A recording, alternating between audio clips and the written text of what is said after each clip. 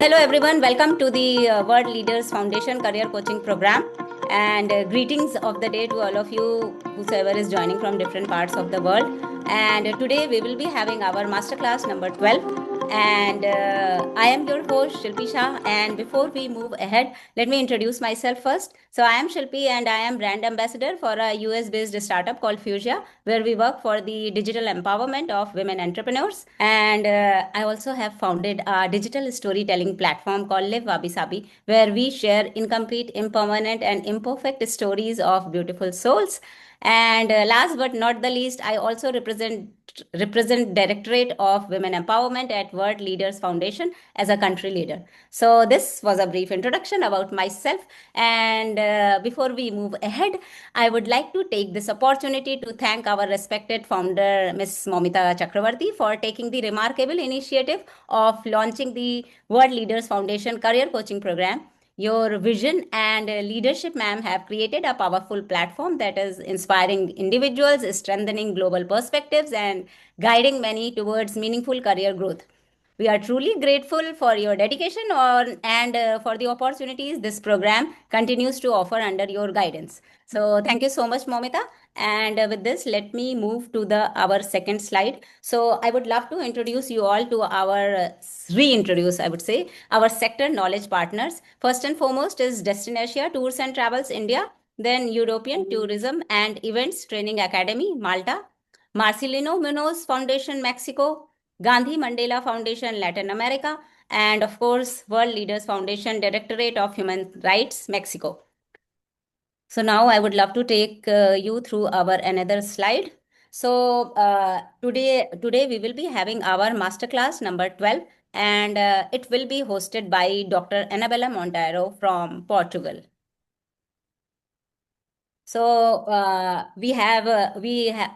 today we are on masterclass number 12, and I would love to read out the names of various career coaches who have taken these classes earlier. So first and foremost is Miss Momita Chakravarti from India, then Dr. Viana Hassan, Malta, Saurabh Bharti, India, Mr. Shekhar Vijayan, India, Miss Eva Buljubesic, Croatia, Dr. Stephen Murray, Mexico and Ireland, Dr. Hilal from Portugal, Maria Elena from Mexico, and of course, Dr. Anabela Monteiro from Portugal. So, as you already know about the program overview, but if somebody is new, I would love to, read this out for you that this 3-month free program is your once in a lifetime chance to, of course, to learn from renowned global experts, then gain real-time insights across leadership, entrepreneurship, education, tourism, and hospitality, and of course to network and connect with professionals worldwide. And these kinds of program open doors to unlimited career opportunities, and you will also earn an online certificate of participation. So program highlights, though you already know, but I would love to reintroduce you that there will be 13 live master classes, and today we are on 12th master class, and these classes happen on Sundays at 7 p.m. IST. These are online, 100% free, and after completing all your classes, you will be awarded with a certificate. Masterclass topic. So today we will be having masterclass number 12, and the topic is the new tourist drivers of travel motivation by Dr. Anabela Monteiro. So here is Dr. Anabela Monteiro. She is from Portugal, and I have already told you that the topic of the session will be the new tourist drivers of travel motivation. So I would love to, read out about Dr. Anabela, that Dr. Anabela Monteiro, she holds a PhD in tourism, leisure, and culture from the University of Coimbra and is an assistant professor at Universidade Europea, where she coordinates the online postgraduate programs in hospitality management and event management. Her academic background is solid and multidisciplinary, and she was coordinator of the bachelor's degree in hotel management for 4 years, demonstrating her pedagogical leadership and commitment to academic excellence. As an integrated researcher at CITUR Center for Tourism Research Development and Innovation of IPILARIA, her work focuses on academic mobility, cultural tourism, education, and decision-making processes in tourism. She has published extensively in high-impact international academic journals and is the author of several books and scientific chapters. She was an associate editor for Humanities and Social Sciences Communications, Springer Nature, and is a member of the scientific and editorial boards of various national and international institutions and journals. Her commitment to academic excellence has been recognized with the Research Merit Diploma from Universidad Europea and a prestigious title of Diamond Fellow from Eudoxia Research University, USA and India. She is a speaker at national and international academic conferences and serves on scientific committees and evaluation panels. In this capacity, she actively contributes to the advancement and internationalization of research in fields of tourism, culture, and education. So once again, I welcome you, Dr. Anabela Monteiro, from whole on behalf of World Leaders Foundation.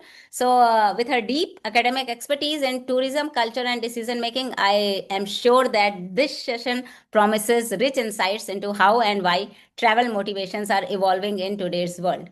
So thank you so much for listening everything so patiently, and over to you, Dr. Anabela. Thank you very much. First, I want to thank you for all of you, especially to Dr. Mohammed. She has been very kind with me, always helping me with everything. I think what you do, the World Foundation, is very important because we need to spread the word of every knowledge we can for the new generation and the old generation. We need to learn every day. I think it's something I tell always to my students. Every day we learn something new. Even me, a teacher, I can learn with students. It's not just the teacher who learns. We learn with each other. So I'm going to speak about something I work a lot, and it's since my PhD, I love to know the motivation and decision of tourism, because I think it's the most important is to know what the tourists want, not make programs for what we think is good for the tourists, but we need to understand the tourist to give answers. And also we need to understand all is in the world. So we need to be a part of what is going on to do the best, to make the best decisions. But it's very, and I will speak about that, it's very difficult in the time we are challenged, because much challenge is coming. So why I choose this subject? Because I think it's important, and it's something I think it's all the needs we need to make decisions in tourism. So it pass, okay? My name. So what do you see in this image? I don't want answers now. Just see the image, and I will come back to this image later. This is the initial challenge I give you. What do you see? Well, you have seen it. Okay, let's start. We will be back. For the problem in a lot of destination is many people see things like tourists. They are consumers, just a consumer. So let's make things for the consume, for the buy, and don't think in nothing else. However, they try to make the experiences for the tourist meaningful. So to make sense why you are here. And some other things also, the tourist is somebody can be responsible, conscientious, and value-driven individual. What it mean all of this? It mean is many times, and we have some problems, and I will talk about more later, is like I say, we need to focus in what our destination can give to the tourist, not just what we want to do. How I explain that. We don't, many destinations just want numbers.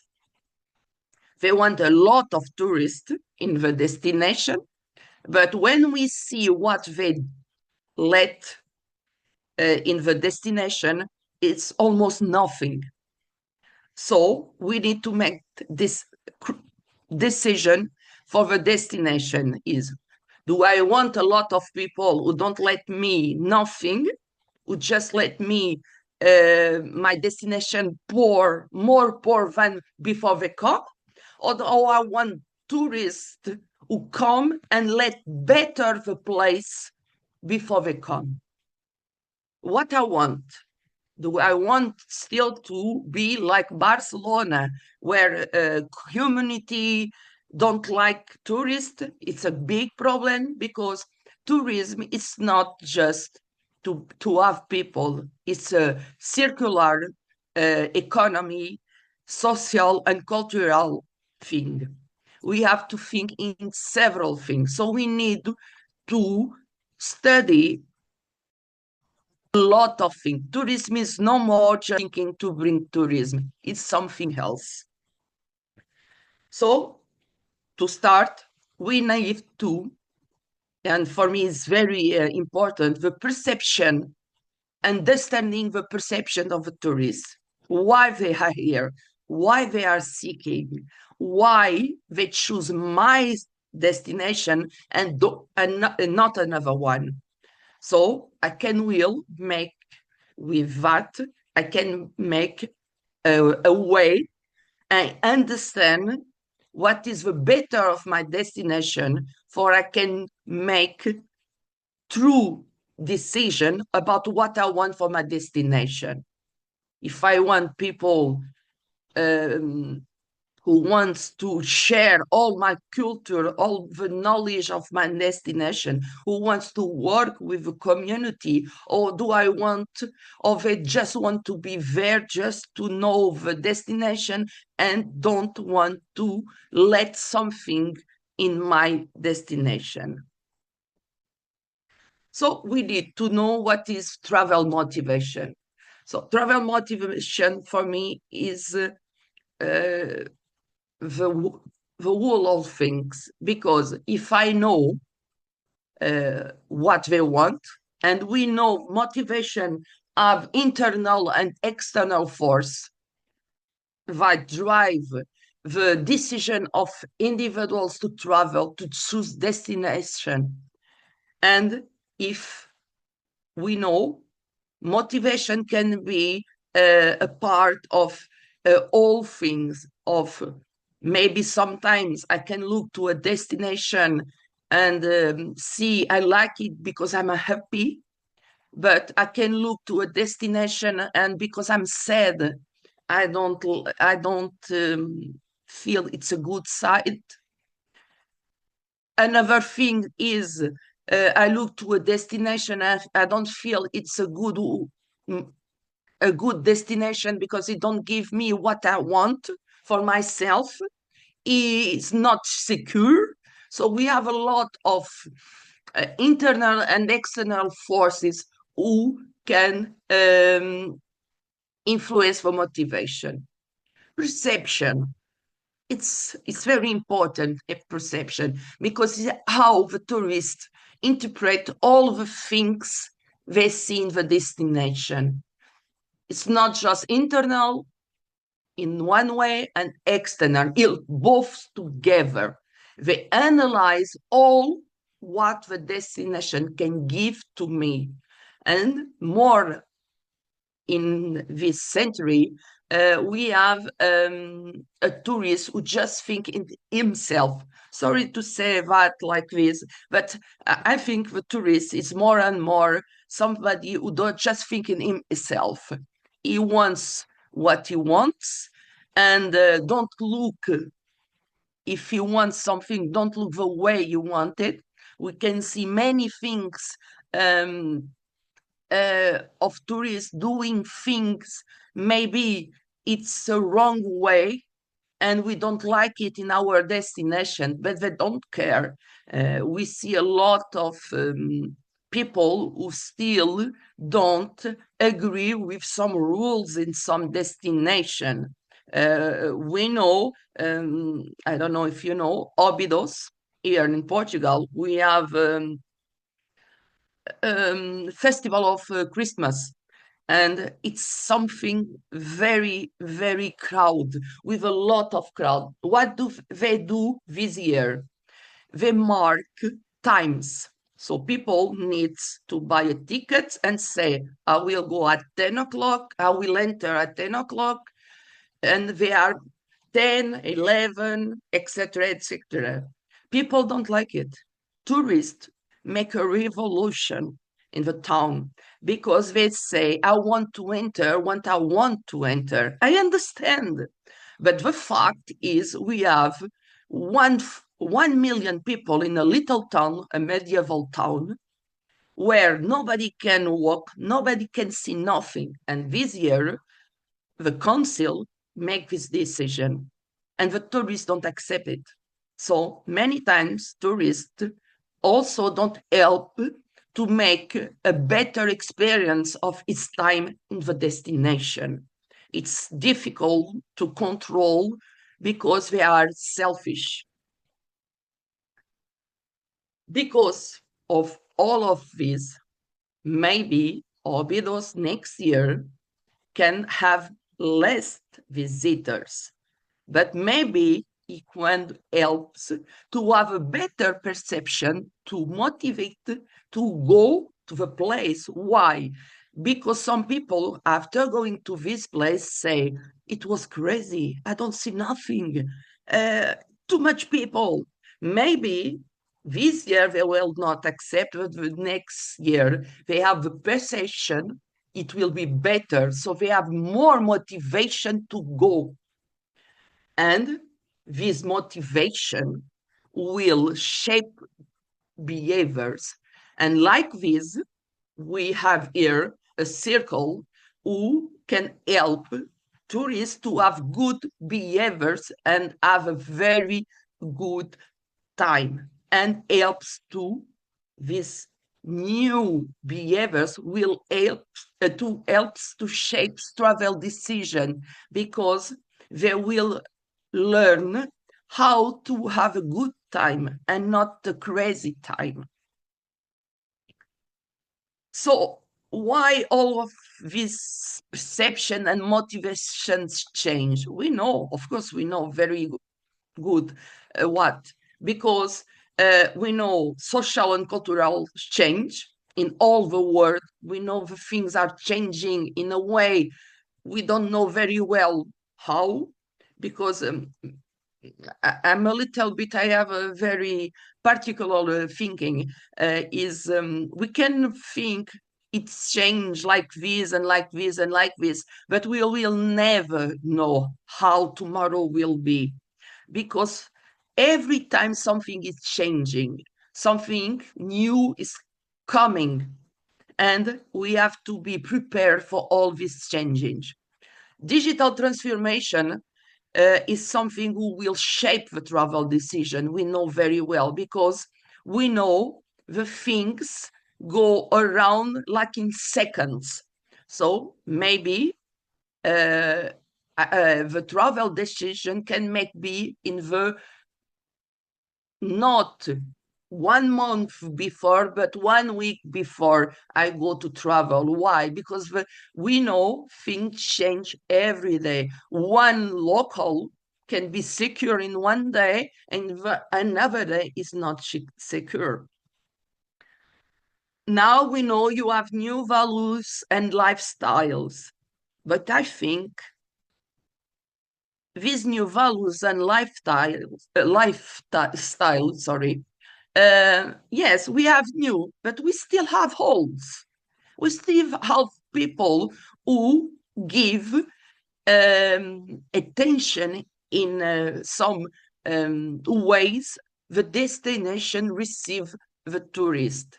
So this new way, normal digitals, living, tourism living. In Portugal, we have a lot of tourism living, but they still want to have a good time, to have respect, to be well received.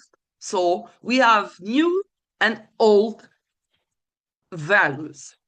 And of course, I already told about this problem of global, what is going on tomorrow or in a few days or in 1 month, we don't know. So travel and perception are always changing. So we can, destination tourists need to be prepared to, if something happens, we need to be prepared to give answers to our new tourists. So we know the new tourist is more and more informed. He knows everything. We know, like I said before, something is coming up in few seconds. Everybody in the world know what is going on. They are asking more and more things. Value for money is something the new tourist wants. I pay, so I want. It's my right to have this because I pay. And sometimes they forgot to read everything. So we need to have our destination very, very good with information for everything. We know more and more they want experience and they know what they want. So personalization is something very used in the new tourism. To have travel guides, routes, itineraries is good to have. But more and more, we know people want to have different kind of experiences. We know people more, and due to the money for value, they have values they want to be done, and they are driving with this value. If I go, it's something, sometimes I say, it's incredible when somebody go to a mezquita and don't want to take off his shoes, when we know if we go to a mezquita, we need to take our shoes. Women need to put a scarf. So if you don't want to do that, don't go.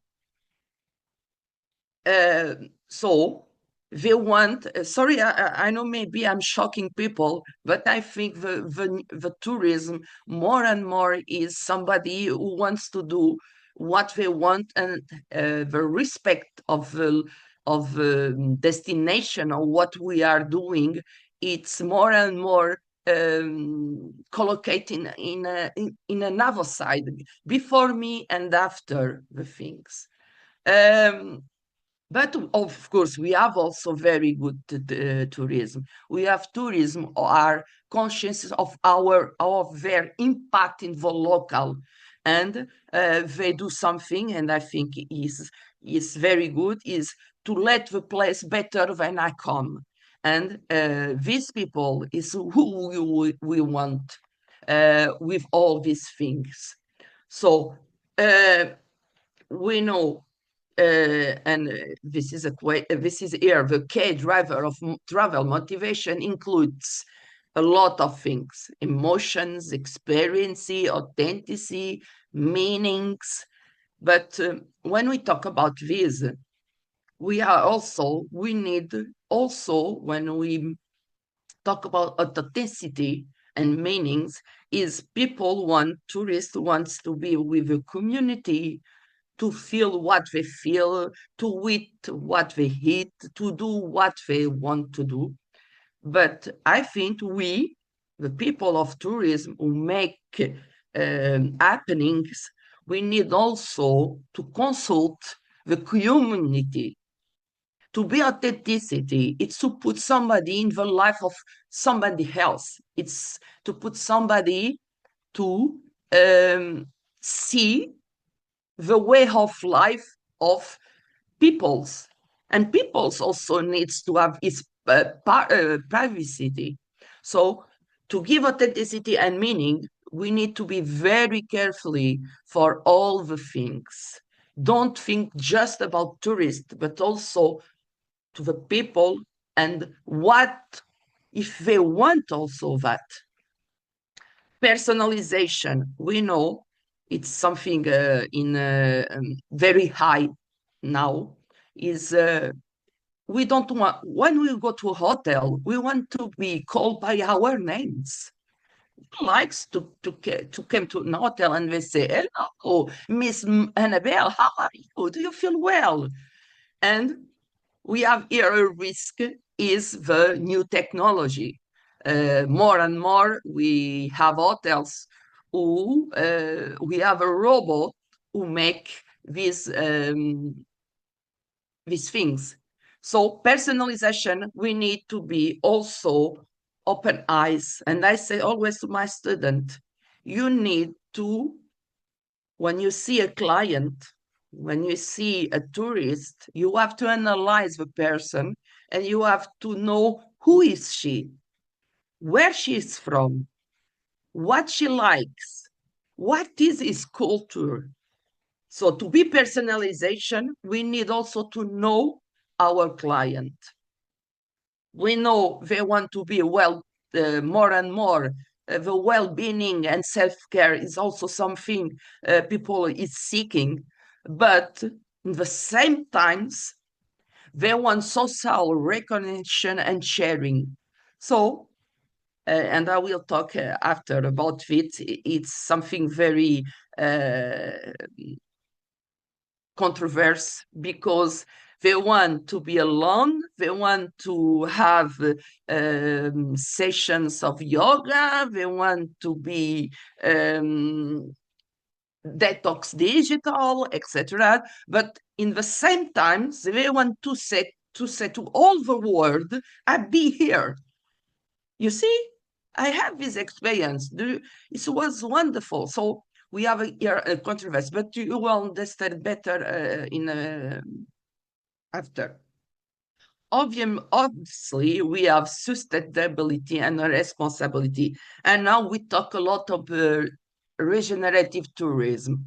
But I think people are very tired to hear about sustainability and responsibility because sometimes uh, we need to explain what is that. And sometimes people wants to be sustainability, but when they go to some place, they don't look what they are doing. They go to the hotel and take a bath with 1 hour because they pay.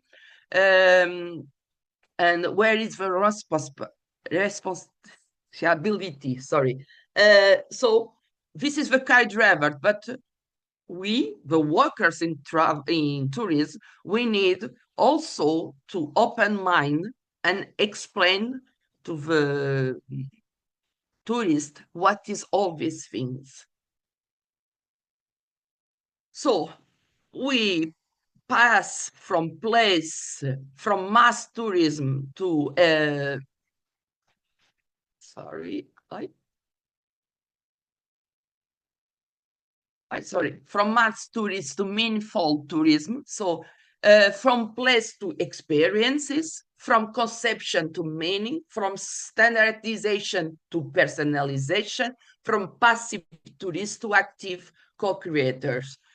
So now we have a tourist who wants to be part to the experiences. He don't want just to be somebody who is doing something. He wants to work in it. He wants to work to build his experience. He wants to make his meaning in his experiences.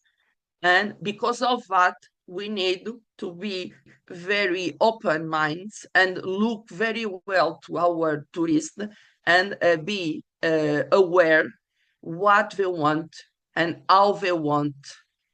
And we know they are more and more participating tourists.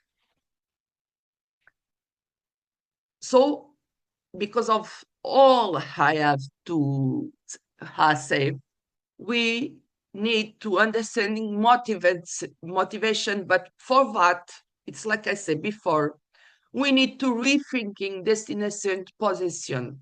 It's like I say, we need to think what kind of tourism I want to my place.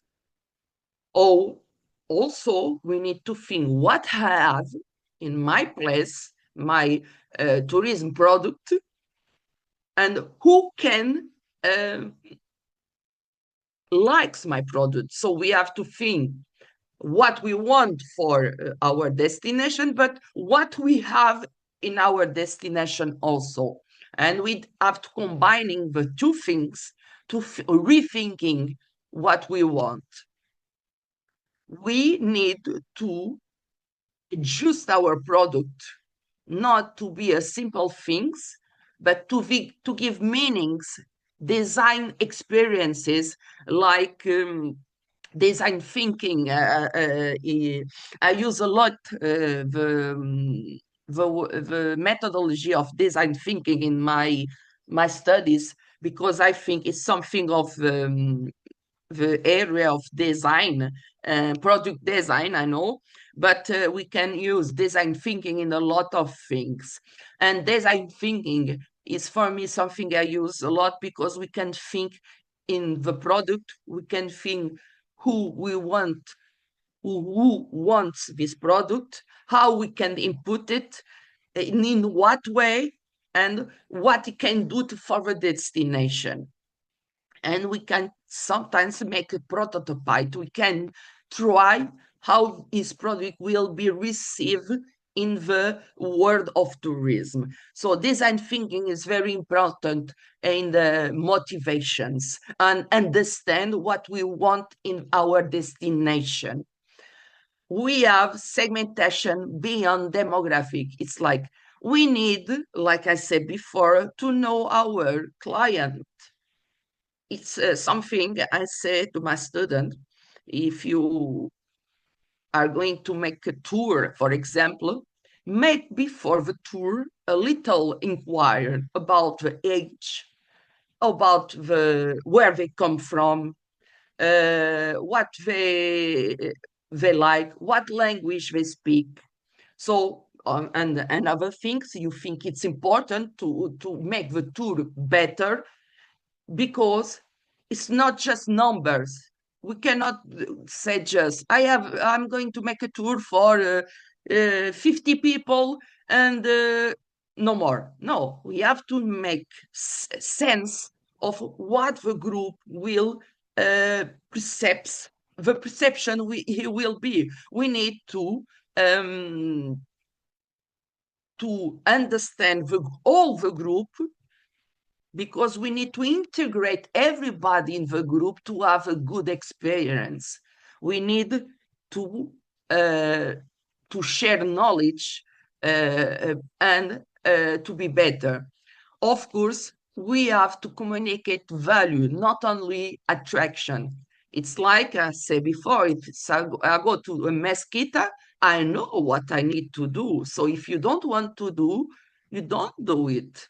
I was in Praga giving classes at 6 months ago, and I go to the Judas. Judas, no, how do you say? Just houses, and they ask us to put something in my head, and I say, okay, of course. And who don't want, don't put. It's a respect. So we need to communicate our values of a destination for people also know. Because sometimes tourism also don't know, and this is a priority to have good information in websites, in apps, in everywhere, what you what they need to know. So, to creating meaning tourism experience, we need to understand the market. We need to understand who we are going to receive, is segmentation, what you want, expect, what is needs, why you come here. It's very big questions. Why is coming here? And it will give you the answers how to make your experiences. We also need, like I said before, to know who I want to take to come to my destination. Who are my segment target? Who I want came to have these experiences. It's not just no more is tourism creating experiences for everybody. We need to create experiences for a special niche, a special segment. So, because of that, we can make and design meaningful experience. If we don't know our target, we will never answer to the needs of our tourists.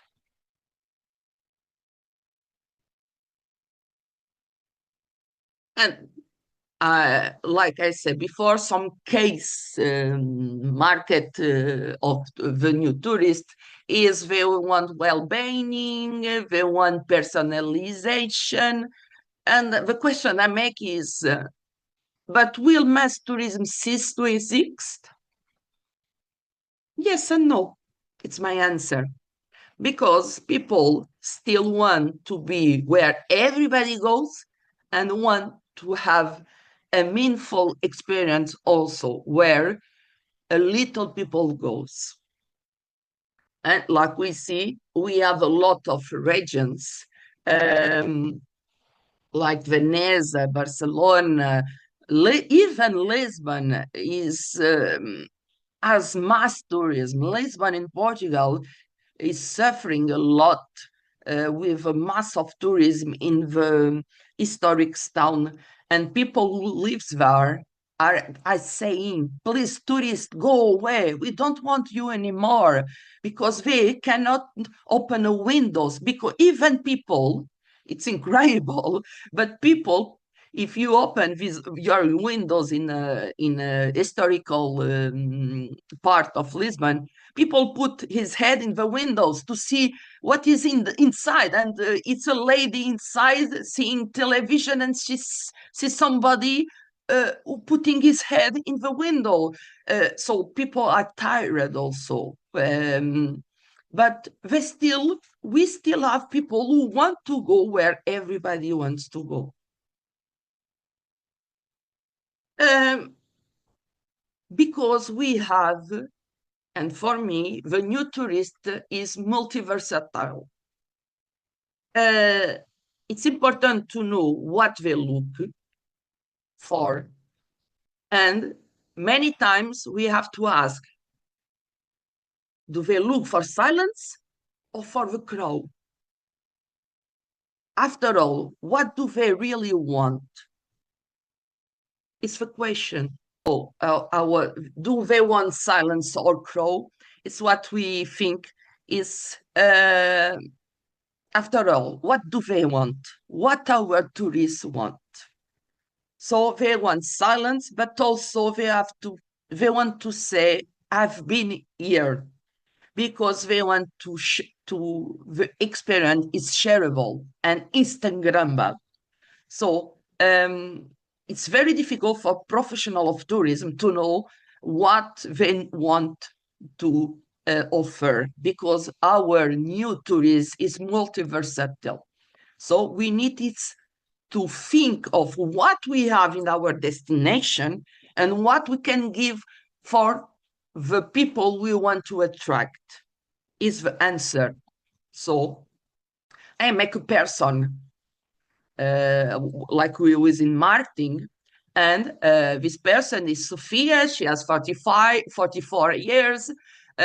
She is urban professional consultant. She's very active in Instagram and LinkedIn.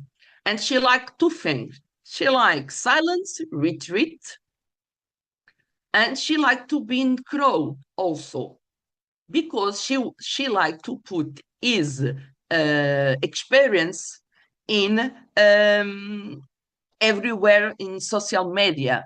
But she also wants to have moments of slow tourism, nature, mindful. So the tourist does not choose between silence and the crowd.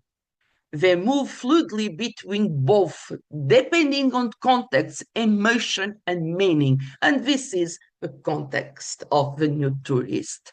He will move about what you want in this moment, depending on what he is looking for in that moment, and what emotion you want in that moment, and what meanings he wants in that moment. So destination have to be prepared to have experiences for the kind of people they want. So we have here the fourth moment of Sophia, a place rest turn into the strength to begin again. So she got to rest, she got to get strong, and to begin again the way of life every day, etc., etc. But 1 month later, here, look, here, things. So before I want silence, and after I'm here in the middle of the crowd. This is the new tourist, because this is Instagrammable. But before, she wants something calm.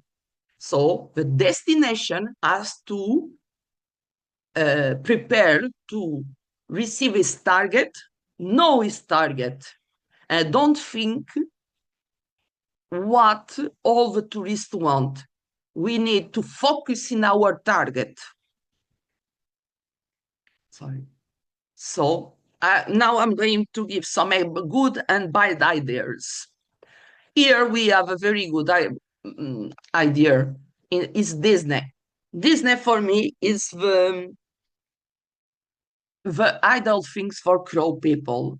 Why? Because since 1967 until this year, it changed a lot.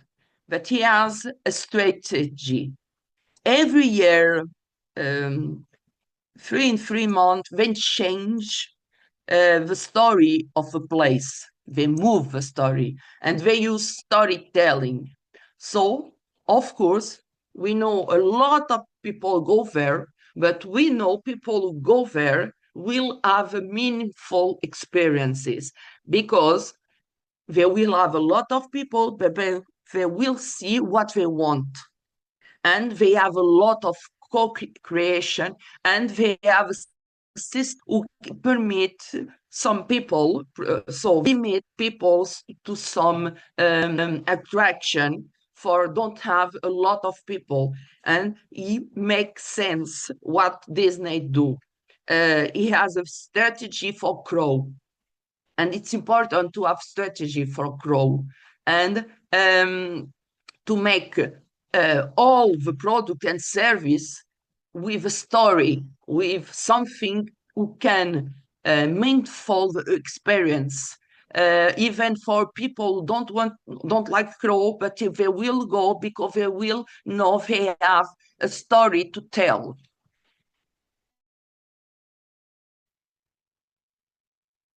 Oh, sorry.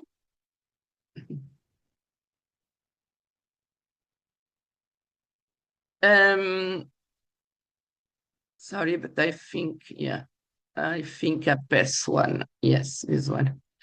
In another side, we have saturated destination. This is Veneza. And it's remained like this. We know Veneza makes some rules for tourism, but it don't result. People don't respect the meanings, and they are in the phase of the cycle product of bottler in saturation. But everybody goes even there because everybody wants to say, I was in Venice, in Barcelona, Amsterdam. And also here, we have another thing is these cities live with tourism. Many people here, the community, if they don't have a lot of tourism, well, we don't have economic returns. So this is a place with two sides. Venice community don't want a lot of people, but they want also because they need to live. So what do they do to change? They put some payments for the tourism. They put for some rules for people cannot go too much near some monuments, but it still remains the same. What we need to do is, and we don't need, with everything I say, we don't need to sometimes, and we see many destinations are building new things, but sometimes we don't need to build new things. We need is to reinvent and start with new perceptions and start with new experience and start with what target I want in my destination. So we have here is the Louvre. And we see everybody want to see Gioconda, the Leonardo da Vinci, but I think even and I was in the Louvre at 3 years ago or 4. It was incredible, and I was at Louvre at 25 years ago, and it wasn't like this.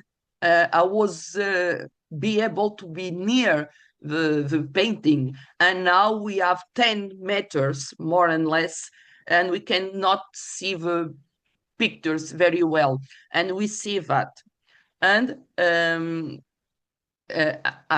uh, you have here, because I think time we cannot see this video.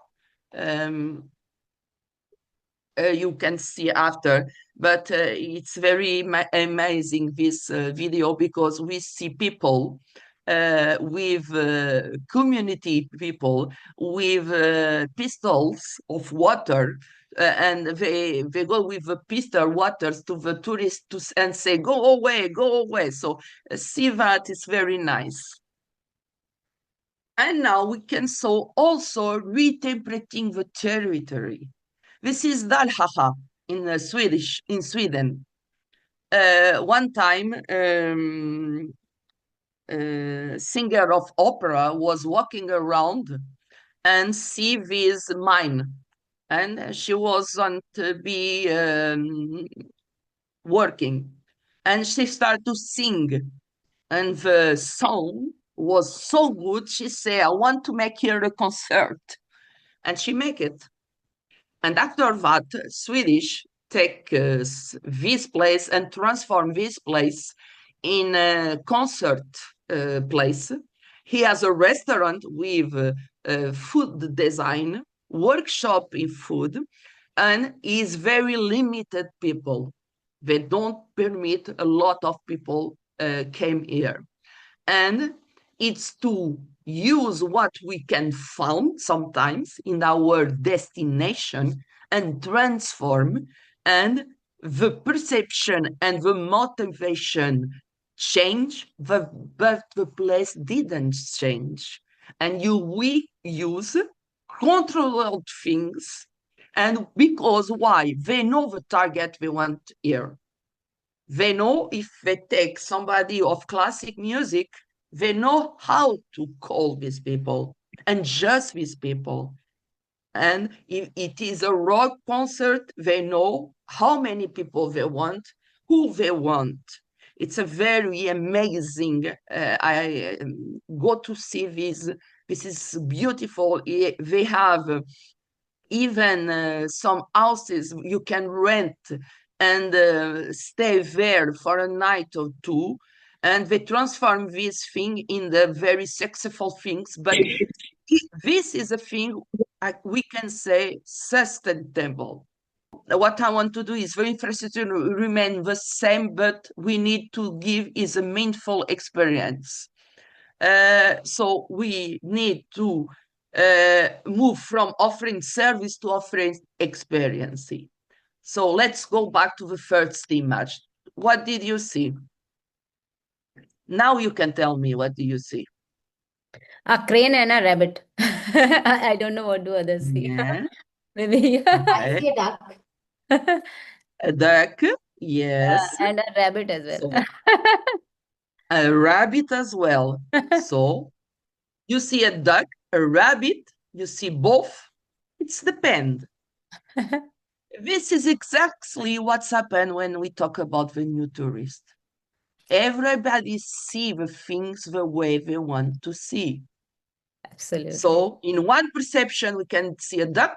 In another way, we can see a rabbit, but you can see both. And it depends. So each interpret the same stimulus differently because we have background, cultural background, we have experience, we have expectation. The new tourist is not a fixed concept. It can be seen in a different way. The major challenge is not technology, sustainability, digitalization. It's understanding how the tourist is perceived and how the tourist perceives the world. And the new tourist is you. Let's now reflect a little bit, if I have time, if you have questions, of course. And thank you very much. And I'm sorry if I pass the time. I'm sorry. No, it's okay. It's okay, Dr. Anabela. I mean, there is a question in the chat. I will read it out. But first of all, I would love to tell you that when you say that reinvention begins the moment you change how you see yourself and world around you, this is so true. Because when perception shifts, then new possibilities, I guess, emerge, and old limitations they just dissolve, and fresh choices become visible. So we try to create a new lens with which we see the things, and yeah, of course, transformation starts. So this was a so wonderful session. Thank you so much. And the question which we have in the chat is by Mr. Ghanshyam. He says that can you explain segmenting beyond demographics in detail in simple language? So maybe something a line or two. Because, yeah, I understand what, because demographic is numbers, is masculine, feminine. He has 20 years after. We need to see his comportament, how do you see it? His behavior. You have to see what he like, where he come from. So we have to see the segmentation. We have to make a person, like marketing, with all the kind of thing, what he use in the new technology, how he's informed. So we have to see all the segmentation in all the phase, not just is a woman, a man, and he has 25 years. No, it's not enough now in our century. We need to see more. I don't know if I answer well. Yeah, you answered well. So now I would love to invite Momita on stage. She has some announcements to make. So, Honorable Chairperson, I hand over the mic to you now. Oh, Spotlight thank you so is much. on Thank you. you so much, Shilpi. That's humorous. I like the way you handed over to me. So first of all, thank you, Dr. Anabela Monteiro, for joining us today, for the wonderful insights. It was indeed a very informative session, although I apologize on behalf of my team and everybody because we had a limited time period that we have to start at 7 and end at 8. Although we were loving listening to you, you had some more slides to finish. So we'll better keep it for the next session. And I'm sure that you're going to join us the next time too. And yes, the topic was really very interesting. And I hope that everybody who has joined has learned something out of it. In the meantime, I would also like to make a few announcements. As Shilpi rightly said, that this is the second last session or the masterclass of WLF Global Career Coaching Program. And this 28th December is going to be the last masterclass where I will be coming back to thank all of you, share the last masterclass of WLF-GCCP, and then we wrap it up. And we have been so thankful and grateful to everybody who has been there in this journey since 5th of October. And during this entire journey, so many of you, Dr. Anabela, today you are here to listen to this live on. But apart from this, also I would like to thank all the other WLF career coaches, the 8 career coaches who were there. Apart from me, uh, they represented so many countries and they have been here and shared their perspectives. So today's topic was very unique to me because I hail from India and I got to learn about so many new places today. So this is a wonderful thing which we learned, and I look forward to connect with each one of you in the next even after wrapping up the WLF also, GCCP also. And before I conclude today's whatever I'm sharing now, is that we are going to celebrate the World Leaders Day on 24th of December, which is the annual day celebration of World Leaders Foundation. So this is the moment because we all are here. I wanted to share this with all of you. So you all are also a part of this journey. I wanted to take this moment to thank each one of you. And I'm really grateful that you all have been a part, you all have been here, you all have supported all the initiatives we have taken all throughout the year. And I respect each one of you. And I'm always here in case if you need me, any kind of support. We all make the world a better place with the little efforts we make from our ends. It always is not mandatory that we help others through finances or through any kind of materialistic things. There are small acts of kindness which we can do, and that's what makes us humans, and that's what makes each soul beautiful.